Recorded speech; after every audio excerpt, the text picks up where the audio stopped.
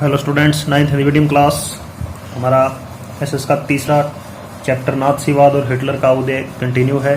इसके अंदर कल हमने हिटलर का उदय जो टॉपिक है वो कवर किया था और देखा था कि किन परिस्थितियों के अंदर हिटलर का उदय हुआ और एक मजबूत राजनीतिक आदमी के रूप में वो कैसे उभरा और किस प्रकार अपने प्रचार और जो प्रोपेगेंडा की सहायता से उसने जो नाथसियों को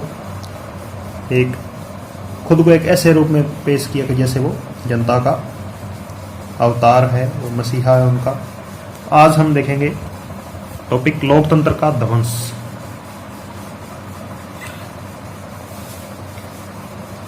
तीस जनवरी 1933 को राष्ट्रपति हिंडनबर्ग ने हिटलर को चांसलर का पदभार संभालने का न्योता दिया।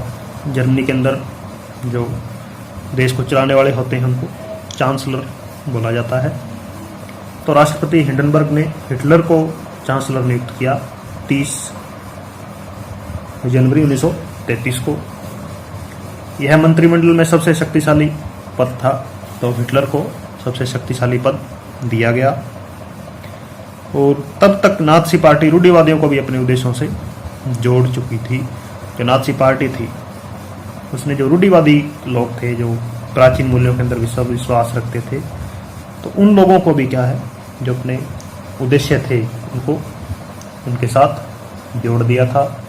यानी सभी को ऐसा दिखाया गया कि हिटलर है वही, क्या कहें कि जो नाथसी है, नाथसी पार्टी है, वही सभी का भला कर सकती है। तो सत्ता हासिल करने के बाद हिटलर ने लोकतांत्रिक शासन की संरचना और संस्थानों को भंग करना शुरू कर दिया। यानी जो लोकतंत्र था उसको खत्म करना शुरू कर दिया। फरवरी माह में जर्मन संसद भवन में हुए रहस्यमय अग्निकांड से उसका रास्ता और आसान हो गया था। तो जर्मनी के संसद भवन के अंदर एक अग्निकांड हुआ था जिसका कि पता नहीं चल पाया। उससे क्या है जो हिटलर को लोकतंत्र का खात्मा करने में और आसानी हो गई थी। 28 फरवरी 1933 को जारी किए गए अग्नि अध्यादेश के जरिए अभिव्यक्ति, प्रेस एवं सभा करने की आज़ादी जैसे नागरिक अधिकारों को अनिश्चित काल की निलंबित कर दिया था। एक अध्यादेश जारी किया गया था हिटलर के द्वारा। उसके अंदर अभिव्यक्ति यानी बोलने का अधिकार छीन लिया था।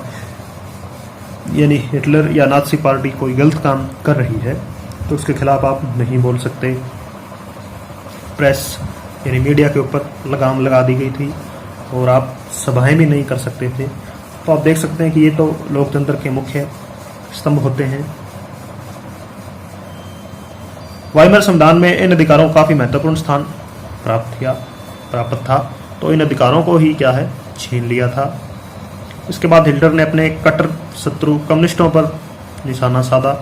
जो हिटलर के जो कट्टर शत्रु थे कम्युनिस्ट, इस तरह ये नाथसी थे उस तरह कम्युनिस्ट भी क्या है एक अलग विचारधारा के लोग थे। तो उनके ऊपर उनको रातों रात कंसंट्रेशन कैंपों में बंद कर दिया गया और बर्बरता दमन किया गया।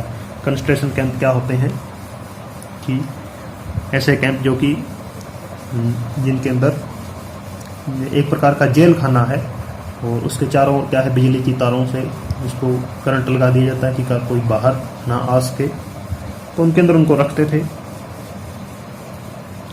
लगभग 5 लाख की आबादी वाले ड्यूल्सडॉर्फ शहर में गिरफ्तार किए गए लोगों की बची कुची 6808 फाइलों में से 1440 सिर्फ कम्युनिस्टों की थी। तो इस तरह आप देख सकते हैं कि जो ज़्यादातर जो लोगों को जो दमन का शिकार हुए वो क्या थे, कम्युनिस्ट थे। लेकिन उन्होंने सिर्फ कम्युनिस्टों का ही सफाया नहीं किया बल्कि 52 किस्म के लोगों को अपने दमन का निशाना बनाया। असल के अंदर जो नाथसी पार्टी है, नाथसी लोग हैं, ये सोचते थे कि केवल जो नाथसी हैं वे ही क्या सर्वश्रेष्ठ होते हैं, बाकी किस्में उतनी ज़्यादा अच्छी नहीं होती, तो उनका दमन कर दिया जाए या उनको नाथसी बना दिया जाए। 3 मार्च 1933 को प्रसिद्ध विशेषाधिकार अधिनियम पारित किया गया। इस कानून के जरिए जर्मनी में बाकायदा तानाशाही स्थापित कर दी गई। जर्मन क्या है तानाशाह मुल्क बन चुका था। यानी जो सरकार चाहेगी वही चलेगा, जो हिटलर चाहेगा वही होगा।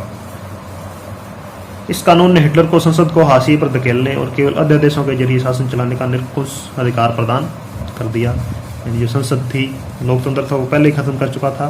संसद को भी क्या है, एक तरफ धकेल दिया। नात्सी पार्टी और उसके जुड़े संगठनों के अलावा सभी राजनीतिक पार्टियों, ट्रेड यूनियनों पर पाबंदी लगा दी गई। यानी केवल नात्सी पार्टी ही वहीं पर रहेगी, उससे संगठनों के लोग हैं।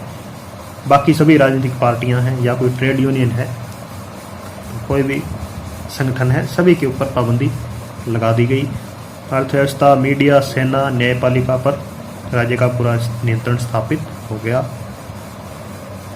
यानी सब कुछ क्या हिटलर के कब्जे में हो गया, पूरा देश। पूरे समाज को नात्सियों के हिसाब से नियंत्रित और व्यवस्थित करने के लिए विशेष निगरानी सुरक्षा दस्ते गठित किए गए। पहले से मौजूद हरी वर्दीधारी पुलिस, स्टॉर्म ट्रूपर्स के अलावा गैस्टापो, एएस सुरक्षा सेवा का भी गठन किया गया। यानी कि आप देख रहे हैं कि पुलिस और जो सुरक्षा सेवाएं हैं उनका ज़्यादा गठन किया गया है, ताकि कोई भी अगर देश के अंदर कोई विद्रोह करना चाहे तो उनको दबा दिया जाए। इन नवगठित दस्तों को बेहिसाब असंवैधानिक अधिकार दिए गए, इनके पास पावर थी। तो इन्हीं की वजह से नात्सी राज्य को एक खूंखार आपराधिक राज्य की छवि प्राप्त हुई। तो बहुत ज़्यादा दमन जनता का किया गया, आम जनता का। गैस्टापो के यंत्रण गृहों में किसी को भी बंद किया जा सकता था। ये नए दस्ते किसी को भी यातना गृह में भेज सकते थे, किसी को बिना कानूनी कार्रवाई के देश निकाला दिया जा सकता था या गिरफ्तार किया जा सकता था। तो आप तानाशाही की जो हद है वो देख सकते हैं कि किसी के ऊपर भी यदि उनको शक लगता है या कोई उनके विरुद्ध बोलता है या जो उनको लगता है कि ये मेरे खिलाफ है या इससे खतरा है, तो उसको बिना कोई कानूनी कार्रवाई के देश से बाहर निकाल सकते थे या गिरफ्तार कर सकते थे। दंड की आशंका से मुक्त पुलिस बलों ने निरंकुश और निरपेक्ष शासन का अधिकार प्राप्त कर लिया था।